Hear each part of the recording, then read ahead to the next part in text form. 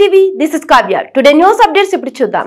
అల్లూరు జిల్లా దేవీపట్నం గండి పోచమ్మ ఆలయానికి తాకిన గోదావరి. గత 2 రోజులుగా కురుస్తున్న భారీ వర్షాలకు పెరిగిన గోదావరి ఈ రోజు అమ్మవారి దేవస్థానం మండపం సమీపానికి చెందిన వరద నీరు. మరోపక్క ఆదివారం కావడంతో అమ్మవారి దర్శనానికి భారీగా తరలి వచ్చిన భక్తులు. మరో 2 రోజులు భారీ వర్షాలు కురుస్తాయని వాతావరణ శాఖ సూచనలతో పాపికొండల విహారయాత్రకు సంబంధించిన పర్యాటక బోట్లను నిలిపివేసిన అధికారులు.